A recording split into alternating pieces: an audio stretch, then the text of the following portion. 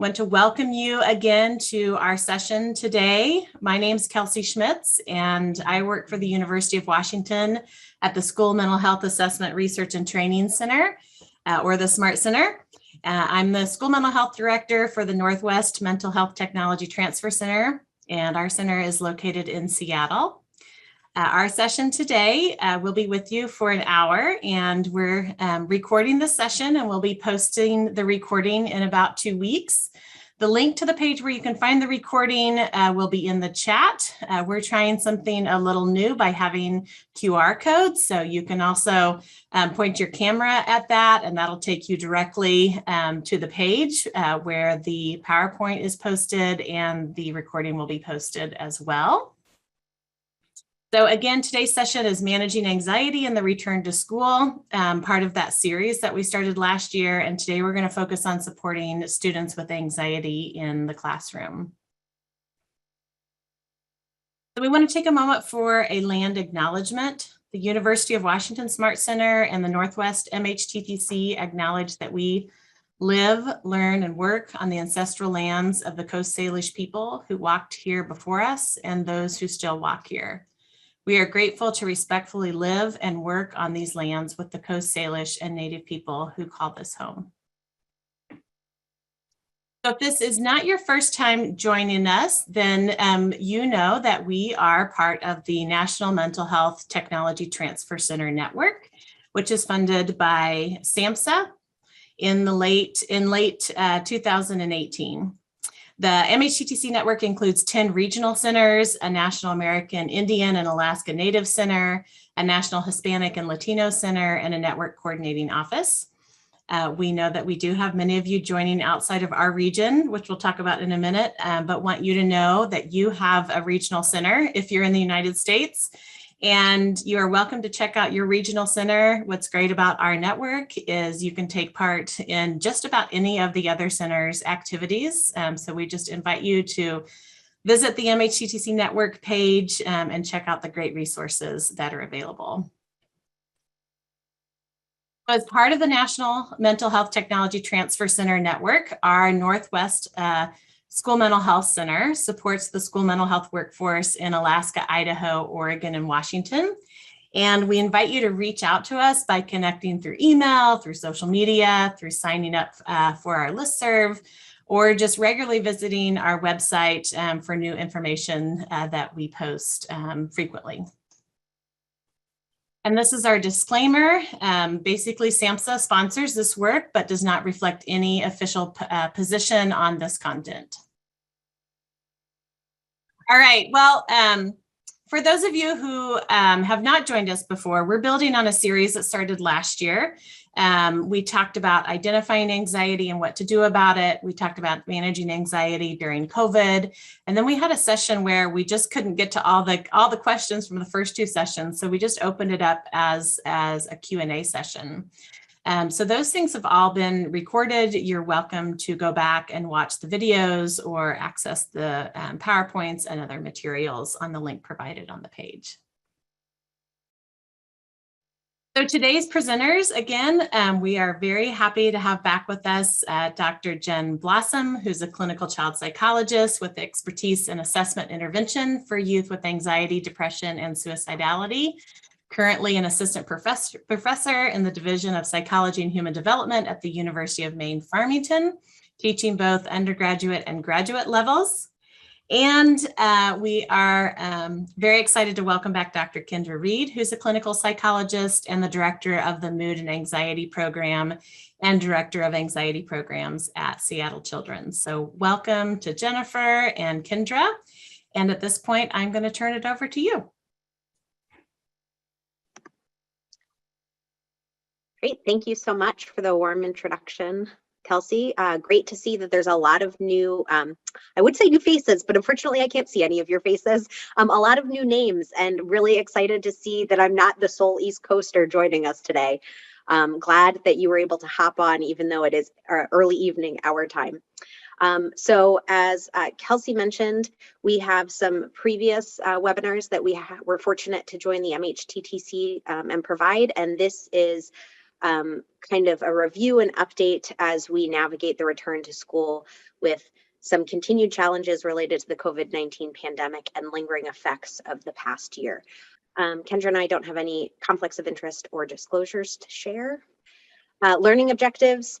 We just want you to be able to identify anxiety, distinguish typical anxiety from problematic anxiety, and then start to understand some specific strategies that you can support students using in the school setting. I won't read each of those in detail to you. You'll have access to these slides. So this is a bit of a review, and it looks, again, so thrilled to see that there are a lot of you that are joining us for the first time. So if this is feeling like there's not enough information, I will just point you towards our first recorded webinar where we go into this in a lot of detail. But just to review some of the key takeaway points that we had in our initial series, the focus of anxiety intervention is really driven by the fact that anxiety tells us to avoid situations, that avoidance is the only way that we're going to feel better, that we're going to be able to survive the situation, that we need to get out to stay safe.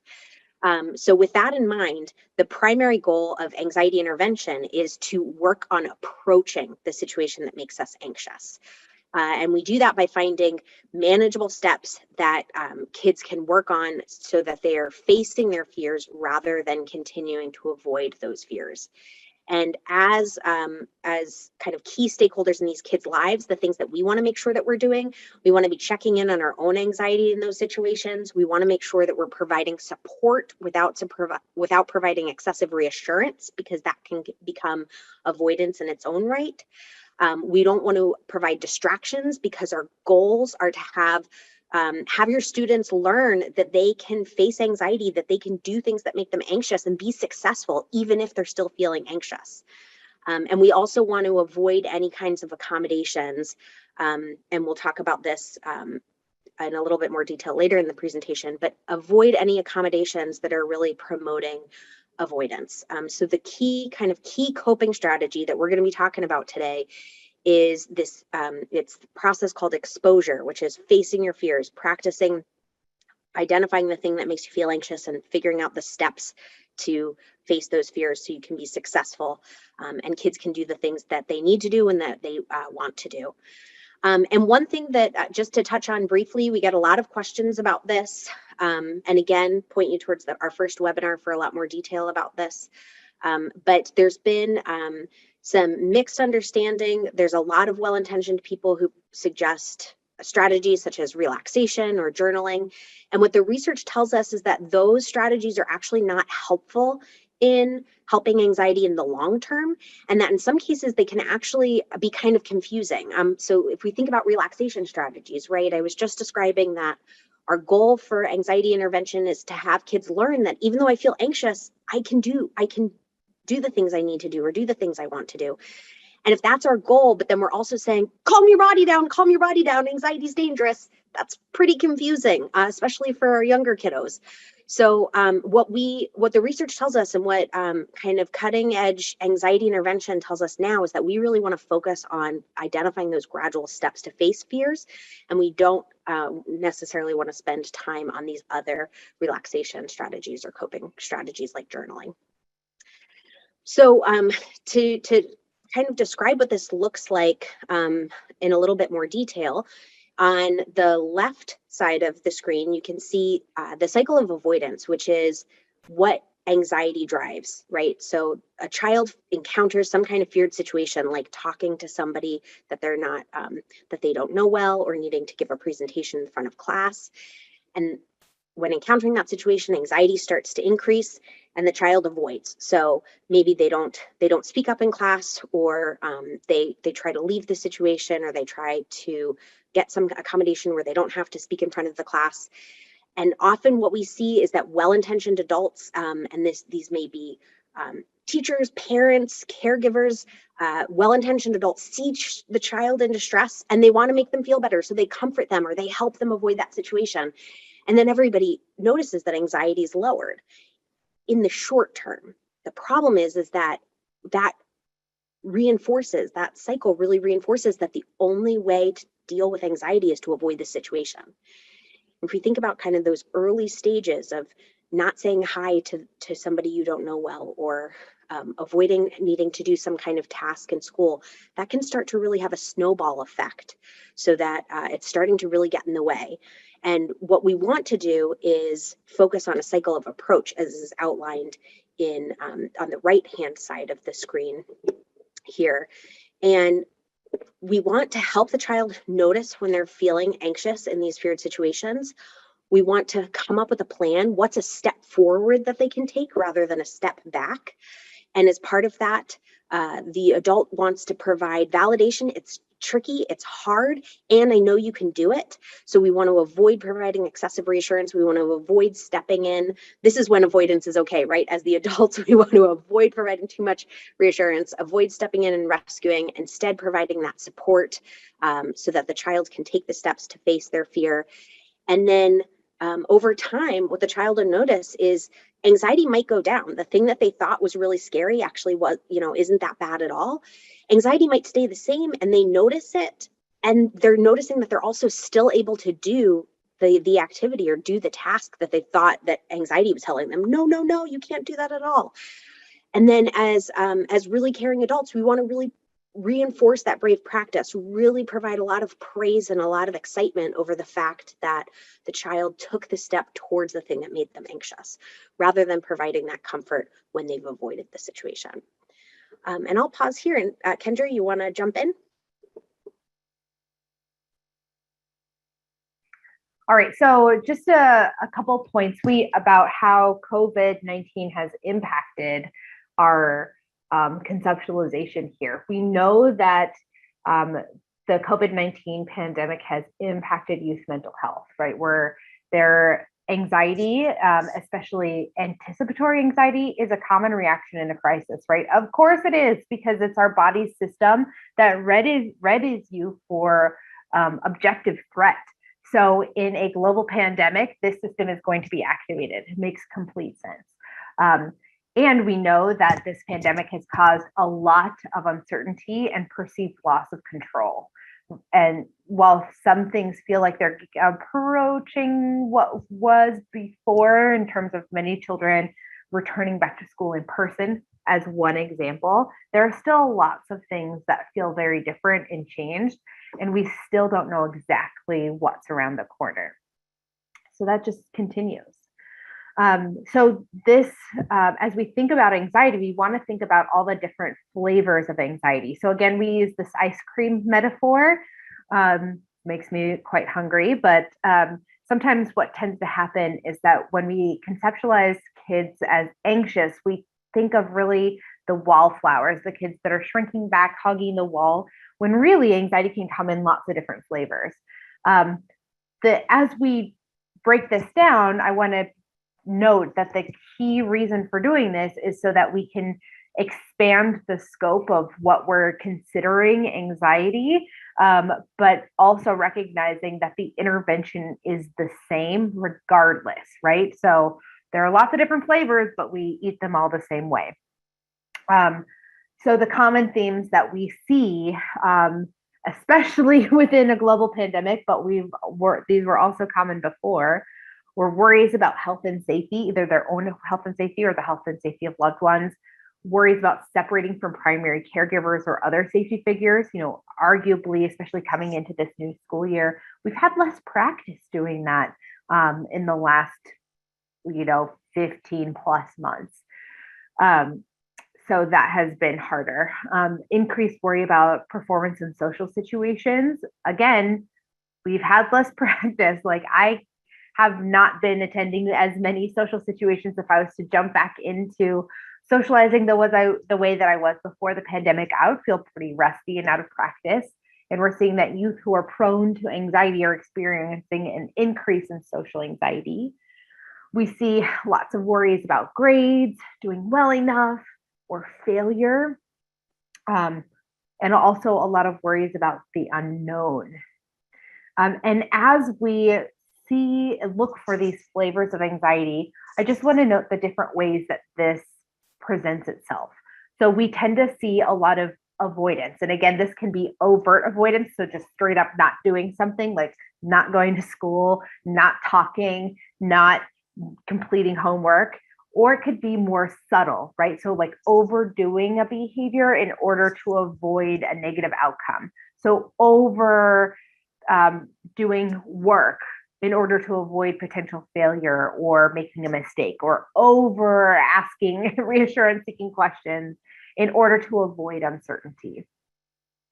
We can also see a lot of complaints of body kind of reactions, or what we call somatic symptoms of anxiety.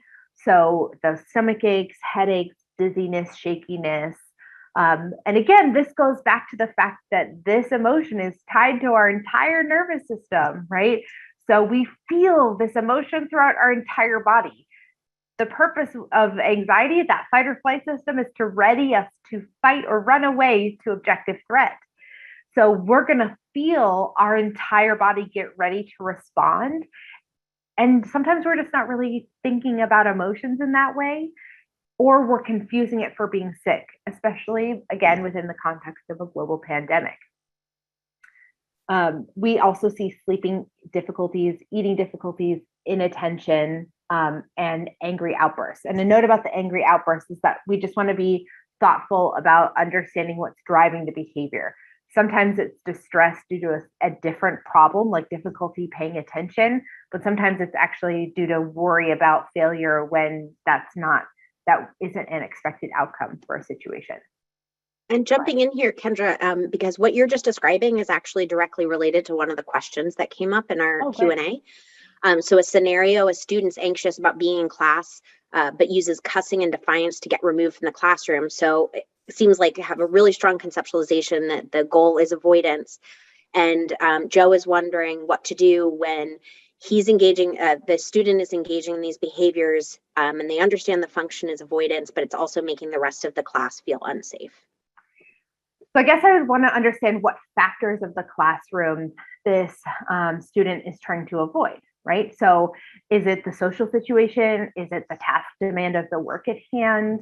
Because then we can design some exposures, some approach situations, as Jen noted, to help that child feel successful, help that student feel successful in approaching that situation, and feeding that plan into the classroom setting. So that is the information that I am missing in giving a clear answer, but what I would recommend doing next for sure. Jen, would you add anything else there? No, I think that's great. Okay. And again, just going back to closing, I have to close the Q&A for a second so I can focus, but just going back to the impact of COVID-19, what we know is that there are different objective risks for different communities, right? So COVID-19 has impacted communities of color at much higher rates, both in terms of physical safety, right? Contracting COVID-19, but also in terms of the impacts on social determinants of health. So access to food, employment for caregivers, housing, stable housing. So so different communities have, again, different objective risks. So it's really important to consider this context when we're when we're addressing anxiety especially about COVID-19 for different youth. And we also just wanted to note that the mental health consequences of COVID-19 might be more common for youth of color. And currently, youth of color face greater barriers to treatment. So we knew that was happening before. There were greater inequities for youth of color in receiving evidence-based treatment. And these youth may be at greater risk now. So just wanted to highlight these important points about equity here. So as we think about then how we approach exposure, that approach technique that Jen was describing, we want to think about a culturally and contextually responsive framework. So here's a little flow chart that Jen and myself and Nat Youngbluth, who's a psychologist in the Seattle area, that we put together for how to think about this. So just to describe what we have here, this is a decision tree, which helps us determine whether an exposure plan makes sense, quote unquote, or whether there's something else that we need to add into the plan in order to have this be an appropriate plan. So this might be, so the first question is this fear realistic? Is it likely to happen in my life? If the answer is no, then we can go to a straight exposure plan. If the answer is yes, this fear is likely to happen, then we want to ask a follow-up question is like, is this something that a youth should know how to deal with? If the answer to that is yes, then okay, let's think about whether or not there are any additional things we need to add to the situation to help a youth be successful and safe in approaching this fear. So a good example of this sort of situation is bullying. So is it realistic that my child's going to experience bullying or that I might experience bullying in this setting? If the answer is yes, and like I'm still going to need to know how to deal with social situations, then let's go to the next bullet point of how do we make sure, what are other interventions that we need to make sure are in place to make this situation safe while then also doing exposures to social situations so that our children can learn how to approach those. Jen, I've been trying to think of a really good example for a likely fear that a child should not know how to face. What's your good example for that? Good question. Way to put me on the spot here, Kendra.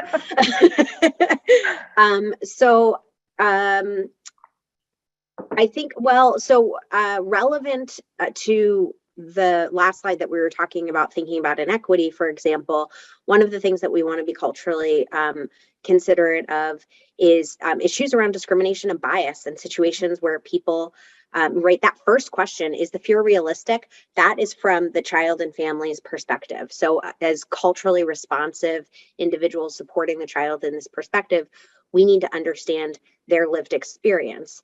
And if the situation, for example, is discrimination, we don't need children practicing facing discrimination, right?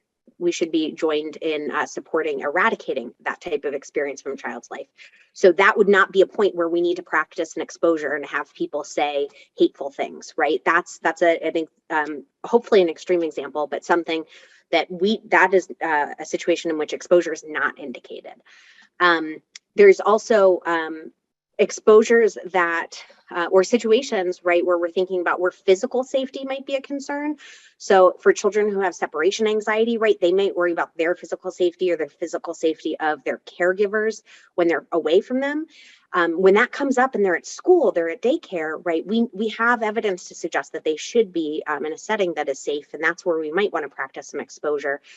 That doesn't mean having, a 5-year-old practice being home alone for an hour, right? Because that would be a situation where they might be unsafe. So it's finding the developmentally typical expectations for the child and understanding it within that context. Does that kind of answer your question, Kendra? Or are there other things that came to mind? Yeah, as I was... I just, being full disclosure, everyone, in case you hear him in the background, I'm home with a baby who's got the pukes. So my brain isn't coming up with great examples off the cuff. So thanks, Jen, for the assist. So given the overwhelming number of kids who are experiencing anxiety within this context, we want to think about integrating care, like thinking of brief anxiety intervention in settings that youth typically frequent, like school, which so I'm so glad to be talking with all of you today. We're also thinking about primary care offices and other places, but arguably students are with you way more than they go to their primary care doctor.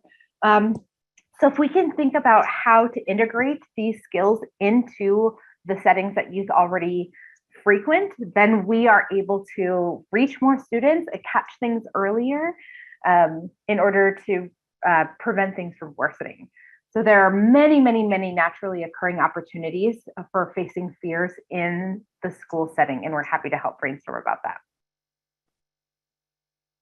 So just to help us brainstorm some different ways that we can face fears, Jen and I put together a table of some different ideas that come up frequently. So sometimes, the fear is negative evaluation by others. So the exposures that we're practicing are being on camera, like right now, making a mistake in a social setting, or drawing attention to yourself in a social setting.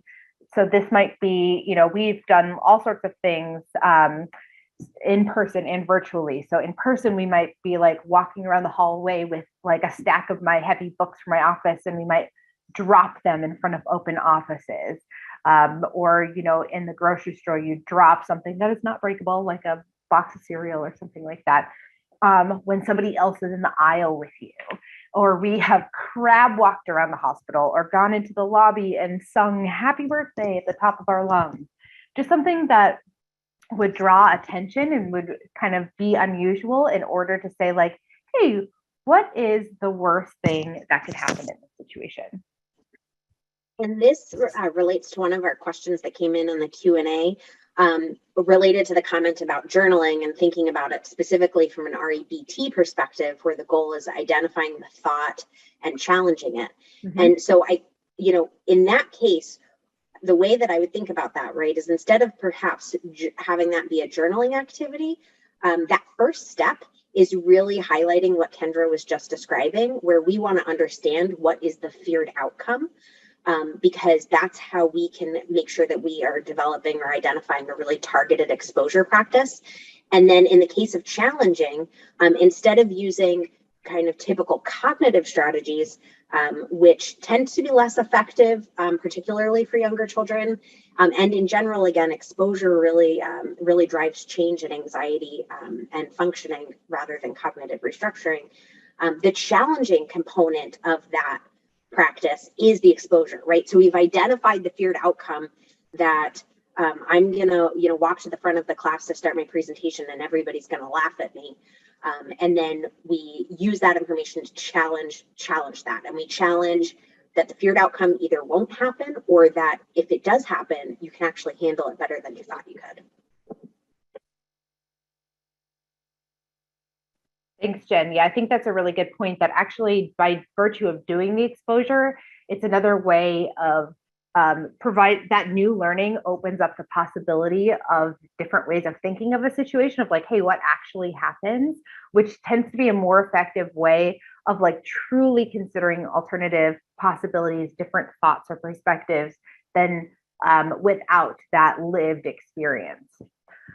So for separation anxiety, we practice separating, sitting independently in a seat, having a parent step out of the room.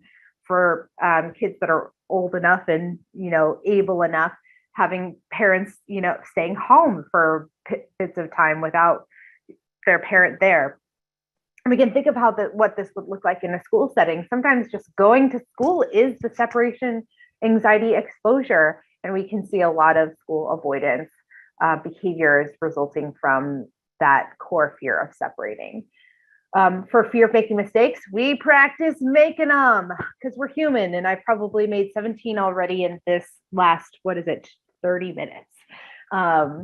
So we answer questions wrong on purpose. We ask hard questions. Sometimes I'll give like SAT level spelling words to third graders just to say like, let's see what happens. What happens if you get it wrong?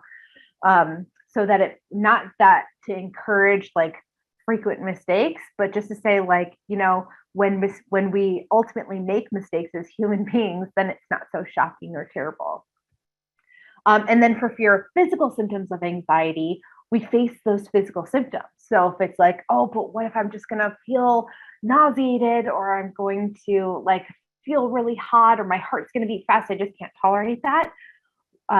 We do then kind of do physical activity to bring about those symptoms and practice riding the wave of those symptoms themselves. So spinning in a chair, doing jumping jacks, running up and down stairs, breathing through a straw, different things like that.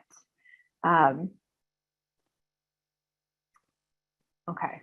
And when we think about supporting students with anxiety in the classroom, again, the best practice to encourage is approach over avoidance over time. So what teachers and other school-based professionals can do is work with families to identify what those goals are, offer opportunities for exposure, track and find ways to praise and give a lot of attention to those brave behaviors, and track progress.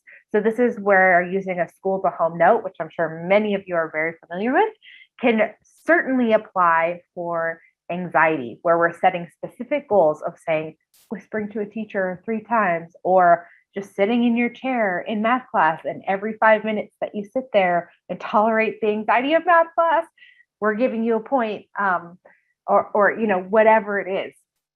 We're practicing breaking it down into steps and positively reinforcing that.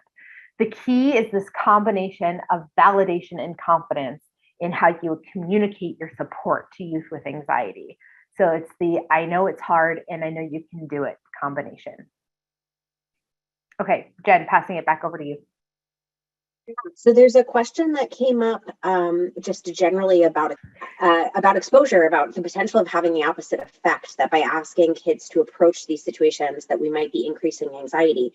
And certainly that may happen. And again, we are thinking about it, and that's why we showed those cycles at the beginning, is that anxiety may increase in the short term.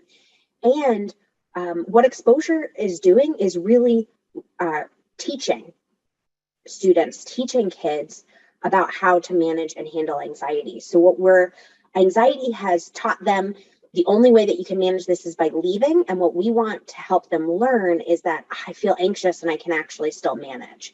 So even if anxiety increases, as long as they're participating, they're taking steps forward, they're doing the thing that feels hard and challenging, then we're helping them relearn, right? Learn that I can feel anxious and I can still do it. So even when that happens, that's not necessarily going against our strategies or going against our goals, because when we think about the big picture, the long term, we haven't set up a practice where they've learned that avoidance is the only way to handle it. So anxiety might increase in the short term, but in the long term, we would actually be helping reduce it or help them see that they can do the thing that's hard. I think that's a good point, Jennifer. And I think just noting that the point of doing exposures is to bring about anxiety. We need to experience anxiety in those situations to have a new learning experience. If we experience no anxiety in a situation, then there's unlikely to be new learning. So it's the very confusing, it seems counterintuitive part of our jobs, is that we make anxious kids anxious on purpose all day long in order to help them feel less anxious in the long run. Okay, Jen, back to, so just to finish up this one slide, I guess, and then I'll hand it over to you, Jen. This is the school to home note example that I was talking about. I'm sure all of you or many of you may have different formats that you use, but it can be as simple as a scratch piece of paper with some check boxes on it. It doesn't have to be as fancy as this. So this, we've kind of referenced this earlier, and is definitely coming up in a lot of the questions that many of you have commented on, and Kendra and I hear frequently. One of the challenges in the school setting is that formalized accommodations, either through 504 or IEP, often include contraindicated suggestions like extra time to complete assignments or to take a test, avoiding calling on the student, other strategies that ultimately facilitate avoidance. And hopefully, as you've heard and are starting to see, that's really not helpful in the big picture, not helpful in getting kids doing the things that they want or need to be doing. So one of our recommendations and goals is really, as Kendra was just describing, through a similar process as the note that you might send home, but really making sure that there's strong communication across all parties involved. So oftentimes, I know when Kendra and I are working with students where this is coming up a lot in school, we'll have direct conversations with teachers, we'll have conversations with people involved in the 504 IEP plan. And we want to help identify steps that you might be able to take to that actually facilitate that approach. So one question that I'd actually answered by typing, but is certainly relevant here, a question that came up was about if students are worried about speaking in front of giving a presentation in front of class, might an accommodation that still fits with our goal of approach versus avoidance, using leveraging extra time. So students given advance notice that the presentation is coming up, And then in that time before the presentation, where they're standing in front of the class talking about their topic, we've identified the steps that they're going to do so that they're successful in doing it on that day. So rather than it being, everybody has a month for this presentation and the student gets 2 months, we would say everybody has a month for this presentation. And in that month, the student's going to practice presenting. They're going to present to their stuffed animals. They're going to present to their parents. They're going to record themselves presenting and then play it for their teacher. Then they're going to play it for their teacher while they're standing there. So they have to hear their own voice being presented in front of their teacher. And then they're going to give a live presentation to somebody at school. So using that time to actually identify what are those steps that they could be working towards to approach rather than to avoid. So really thinking this tends to be a pretty significant shift compared to the accommodations that we typically see in these plans. And our hope and our goal in providing these presentations is just to empower and support more of the people who are closely working with these students, who really care about students' success and well-being, in being able to shift this strategy so that we can really be identifying and supporting students who are potentially having anxiety be more often accommodated than we would like. So I'm seeing a couple of questions that have come up in the chat, or rather in the Q&A, that are potentially relevant. So the one actually that I just have my eye on looks like maybe Kendra just answered by typing. Our heads are just constantly, we think very similarly. So questions coming up, right? Exposures can be tricky. Oftentimes we're asking kids or adolescents to do things that are hard, and it can be challenging. We can start to see potentially defiance, or we can see it's really challenging to get any kind of movement. And this is where we want to think about all those great behavioral strategies that you might be using to help support your students manage classrooms in general. So setting up potential reinforcement or incentive for their ability to participate in these practices. So if they have times that there may be, if they meet a goal in school or meet a task and they're able to, work on coloring or work on drawing or doing some activity that they enjoy doing because they completed the assignment that was needed, figuring out how you can use similar strategies like that to support their practice in the school setting. Kendra, I'm curious if there were other questions that you were noting that you wanted to jump in and respond to here, since we're just also to share with everybody, we are officially in the kind of question and answer. So really appreciate that everybody's been popping in with questions as they've been coming up. But for the remainder of our time together, we are happy to continue answering your questions. There's a question I was just typing an answer to, and I'm just going to delete that and answer it live, about the distinction between relaxation and mindfulness, because mindfulness does have some evidence in reducing anxiety. And I would say that relaxation and mindfulness are different. So mindfulness would be awareness. The way I would define that is awareness without judgment. And relaxation is an active effort to reduce a level of anxiety or distress, which to me implies a judgment about it, that implies that feeling needs to be changed.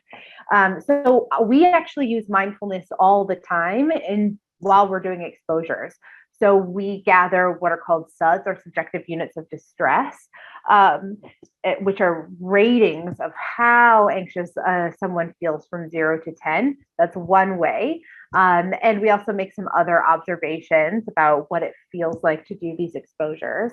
So as youth are riding the wave of anxiety and doing exposures, we want to build their awareness of what they're experiencing.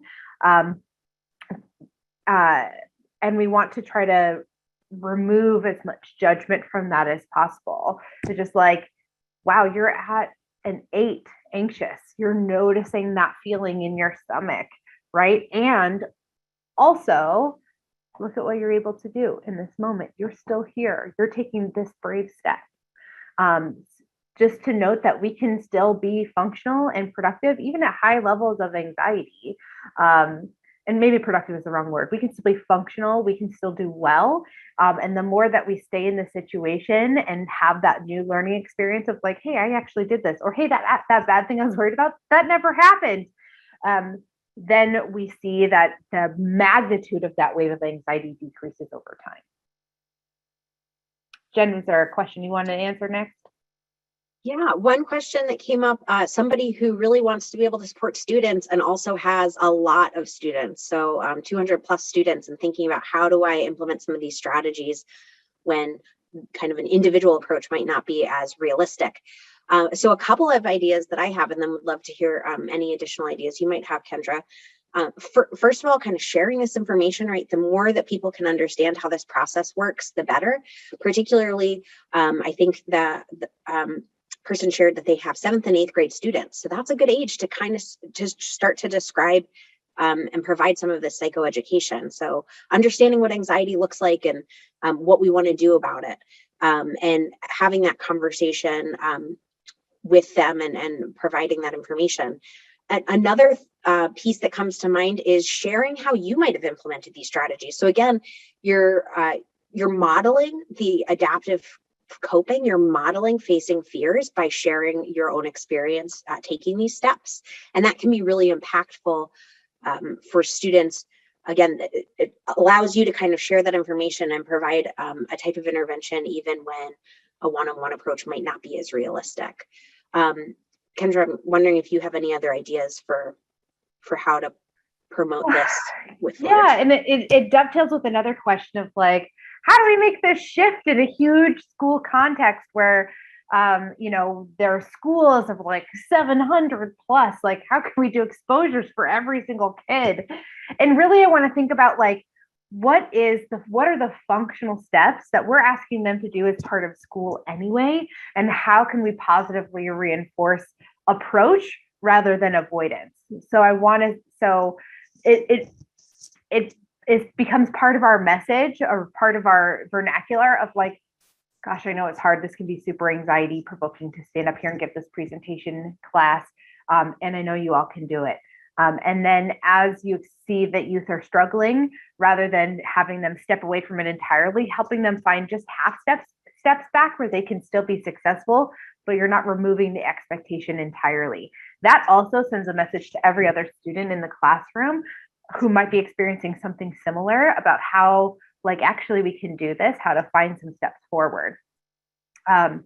So just want to put that out there, that we really weave exposures into what's functionally happening, what has to happen as part of everyday life anyway.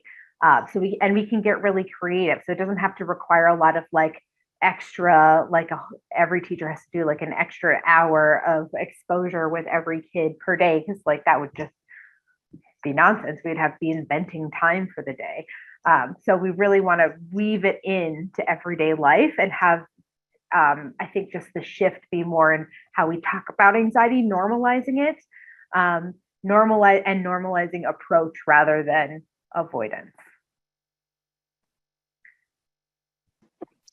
So one question that I'm seeing that again commonly comes up is around pushback from parents when we make suggestions about of shifting this focus. So we want to focus on approach versus avoidance.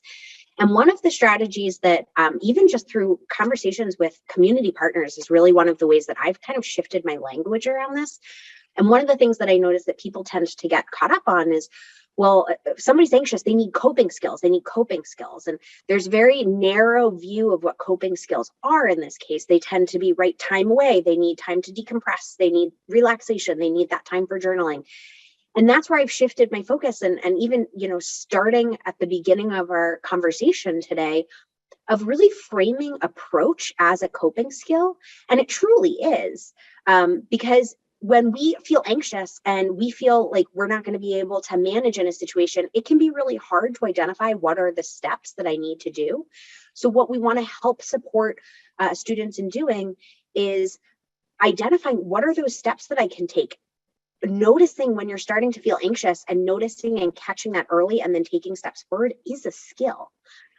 it's part of adaptive emotion regulation. And that's really what this what we're hoping to do, and what you might be able to do from a more of a prevention approach when students are noticing this earlier on.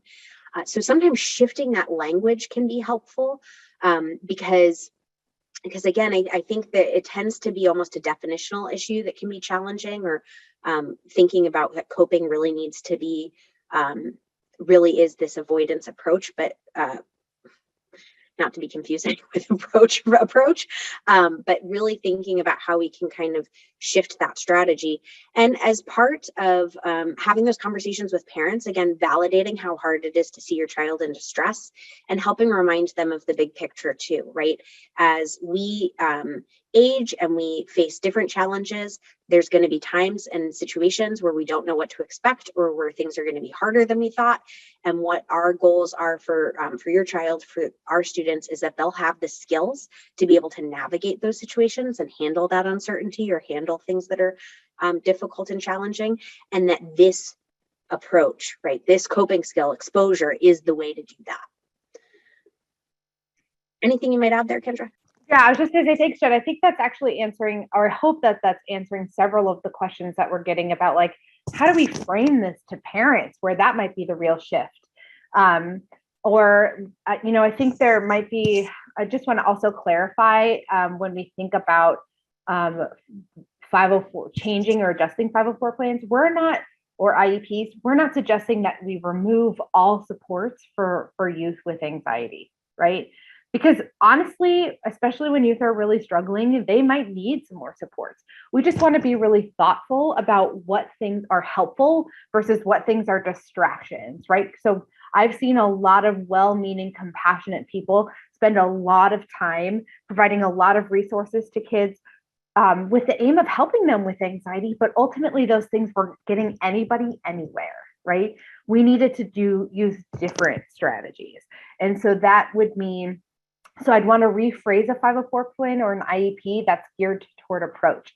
So what are the steps that we're going to take together to move from, for example, a child who's not speaking at all at school, from not speaking at all to then whispering one-on-one with the teacher, then low volume with a teacher, and then whispering with a peer, and then low volume, all the way up to giving that presentation in front of the class, because that's an expectation and a place for this child to grow, or being able to ask for help or ask to go to the bathroom, right?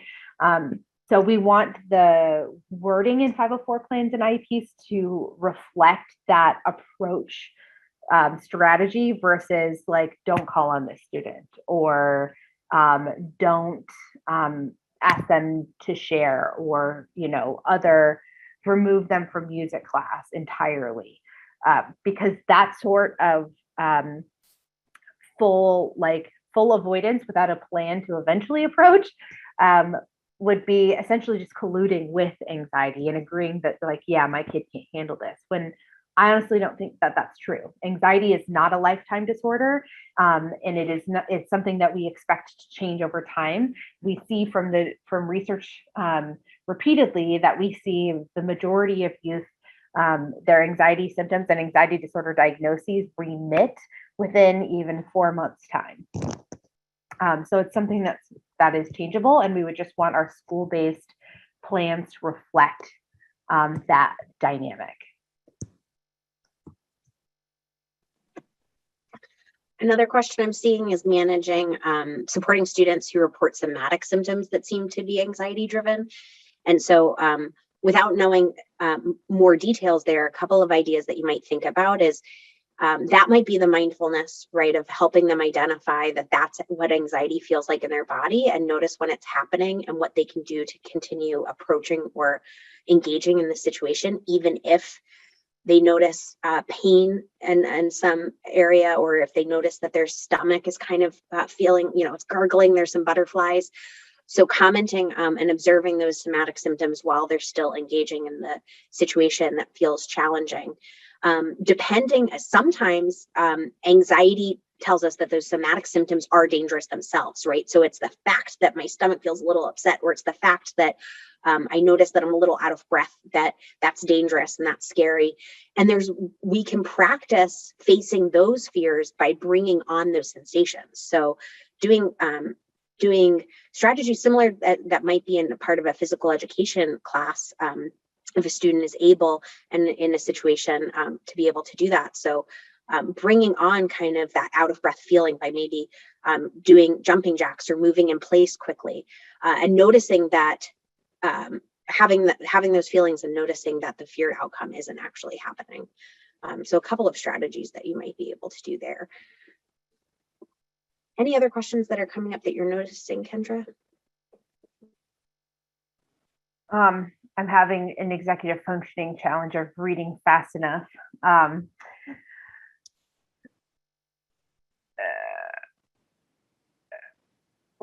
So I'm just going to read one out loud and do my best.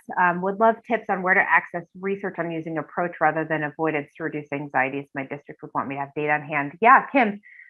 So to your point, cognitive behavioral therapy is the overarching term that we're looking for. So cognitive CBT with exposures. So if you want to look for that, all of the evidence-based interventions, and Jen looks like she has some additional resources to send your way,